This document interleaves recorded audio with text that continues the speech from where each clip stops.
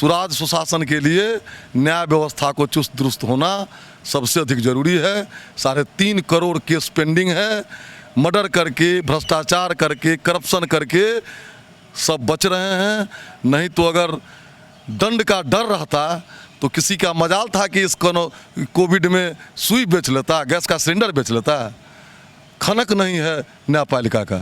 चलिए ये नमस्कार, मैं हूं देवांशु, आप देख रहे हैं न्यूज़ फाउंडेशन। हमारे साथ बात करने के लिए बीजेपी के एमएलए हरिभूषण ठाकुर हैं। सर, आपको जीतन राम मांझी ने नसीहत दिया है और ट्वीट के माध्यम से कहा है कि अगर दलित मुसलमान मदरसे में पढ़ते हैं तो क्या वो आतंकी हैं? ऐसी मानसिकता से बाहर आना चाहिए, देश की अखंडता के लिए खतरा है। क्या कहेंगे? मांझी जी हम लोग के गार्जियन हैं, वो कहे होंगे तो हम लोग के हित चिंता के लिए ही कहे होंगे। लेकिन पूर्णिया में जो आक्रमण हुआ है दलित बंधुओं पर, फिर बेतिया में अति पिछड़ा समाज पर हमला हुआ है, मेरे यहाँ वैश्य समाज और अति पिछड़ा सनी समाज पर हमला हुआ है। आखिर ये लोग कौन कहाँ से पढ़े लिखे हैं? गरीब मुसलमान का बच्चा मदरसा में पढ़ता है, जिसको डॉक्टर इंजीनियर बनना है वो नहीं पढ़ता है। और मैं क्या बोलूँ, सारी दुनिया देख रही है कि ईंटा बिखर गया उस धार्मिक स्थल और शैक्षणिक स्थल का।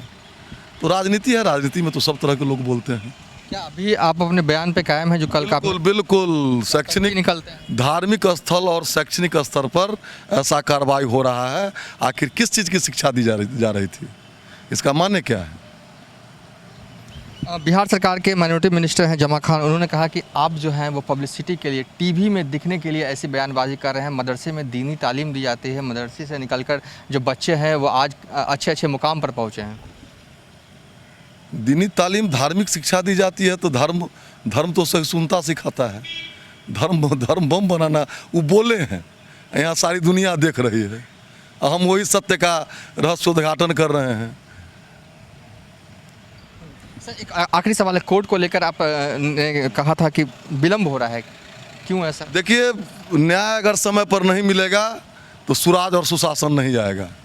सुराज सुशासन के लिए न्याय व्यवस्था को चुस्त दुरुस्त होना सबसे अधिक जरूरी है। 3.5 करोड़ केस पेंडिंग है। मर्डर करके, भ्रष्टाचार करके, करप्शन करके सब बच रहे हैं। नहीं तो अगर दंड का डर रहता तो किसी का मजाल था कि इस कोविड में सुई बेच लेता, गैस का सिलेंडर बेच लेता। खनक नहीं है न्यायपालिका का।